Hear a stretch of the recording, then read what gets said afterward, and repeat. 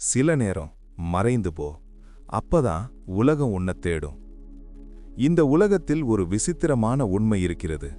ஒரு பொருள், ஒரு மனிதன் அல்லது ஒரு சக்தி எப்போதும் நமக்கு கிடைத்துக்கொண்டே இருந்தால் அதன் மதிப்பு நமக்கு தெரியாது.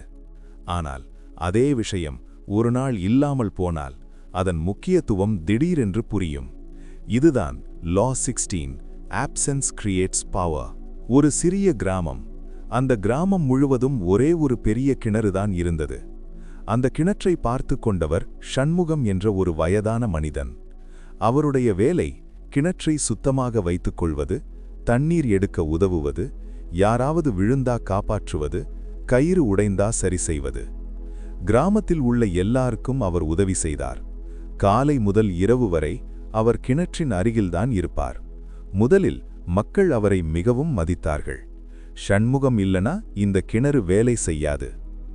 மெதுவாக நடந்த மாற்றம். நேரம் போக போக மக்கள் அவரை வேற மாதிரி பார்க்க ஆரம்பிச்சாங்க. அவரை மதிப்பாக இல்ல, பழக்கமாக பார்க்க ஆரம்பிச்சாங்க. யாராவது கயிறு கிழிச்சிட்டா ஷண்முகம் சரி பண்ணுவான். யாராவது பாத்திரம் விழுந்தா அவனை கூப்பிடு. யாராவது சண்டை போட்டா கூட அவன் இருக்கானே, அவன் பார்ப்பான். அவருக்கு நன்றி கூட சொல்லவில்லை. அவர் இருந்தது அவர்களுக்கு ஒரு சாதாரண விஷயமாகிவிட்டது. ஒரு நாள் காலை ஷண்முகம் கிணற்றிற்கு வரவில்லை. மக்கள் முதலில் கவனிக்கவில்லை. இன்று அவன் லேட்டா வருவான். ஆனா நாள் முழுவதும் அவர் வரவில்லை. அடுத்த நாள் கூட வரவில்லை.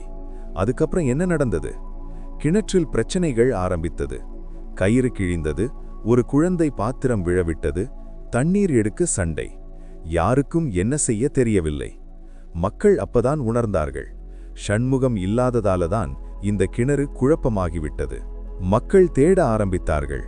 மூன்றாவது நாள் கிராமத்து பெரியவர்கள் அவருடைய வீட்டுக்கு போனார்கள். அவர் அமைதியாக உட்கார்ந்திருந்தார். அவர்கள் கேட்டார்கள், நீ ஏன் கிணற்றிற்கு வரல? ஷண்முகம் சிரிச்சார். அவர் மெதுவாக சொன்னார், நான் இருந்தபோது உங்களுக்கு என் மதிப்பு தெரியவில்லை. நான் இல்லாதபோதுதான் அது தெரியும். அந்த நாளிலிருந்து அவரை மக்கள் மிகவும் மரியாதையுடன் நடத்தினார்கள். இந்த கதை ஒரு பெரிய உண்மையை சொல்கிறது. மனிதர்களின் மனசு இப்படிதான் வேலை செய்யும். அதிகமாக கிடைக்கும் விஷயம் மதிப்பை இழக்கும். அதிகமாக காணப்படும் மனிதன் சாதாரணமாக மாறிவிடுவான். மனவியல் ரகசியம். சைக்காலஜியில ஒரு கான்செப்ட் இருக்கு, ஸ்கேர்சிட்டி பிரின்சிபல். ஒரு விஷயம் ரேராக இருந்தால் அதன் வேல்யூ ஆட்டோமேட்டிக்காக அதிகமாகும். எக்ஸாம்பிள், ரேர் டைமண்ட் மிக விலை, லிமிடெட் எடிஷன் பொருள் அதிக டிமாண்ட், ரேர் மனிதன் அதிக மரியாதை. அதனால்தான் பெரிய சக்தி உள்ளவர்கள் எப்போதும் எல்லாருக்கும் கிடைக்க மாட்டார்கள். வாழ்க்கையில் எப்படி பயன்படுத்துவது? நீ எப்போதும் எல்லாருக்கும் கிடைக்க வேண்டாம். எல்லா விஷயத்திலும் தலையிட வேண்டாம். எல்லாருக்கும் உடனே உதவி செய்ய வேண்டாம். சில நேரம் தூரம் விலகி நிற்பது உன் மதிப்பை உயர்த்தும். அதிகமாக காணப்படும் மனிதன் ஒரு பழக்கமாக மாறுவான். அரிதாக தோன்றும் மனிதன் ஒரு சக்தியாக மாறுவான். நீ எப்போதும் அருகில் இருந்தால் மக்கள் உன்னை பயன்படுத்துவார்கள். நீ சில நேரம் மறைந்தால் அவர்கள் உன்னை தேடுவார்கள். உன் சக்தியை நிரூபிக்க எப்போதும் போராட வேண்டாம். சில நேரம் காணாமல் போ, உலகமே உன்னை தேட ஆரம்பிக்கும். நீங்க இந்த விஸ்டமை விரும்பினா உங்க எபிக் தமிழ் யோகி ஃபேமிலியில சேர்ந்து சப்ஸ்கிரைப் பண்ணுங்க மற்றும் பெல் ஐகானை அழுத்துங்க. புதிய வீடியோஸ் முதல் நெறிமுறைகள், உளவியல் பாடங்கள், சீக்ரெட் ஸ்ட்ராட்டஜிஸ் எல்லாம் சீராக பெற. வணக்கம்.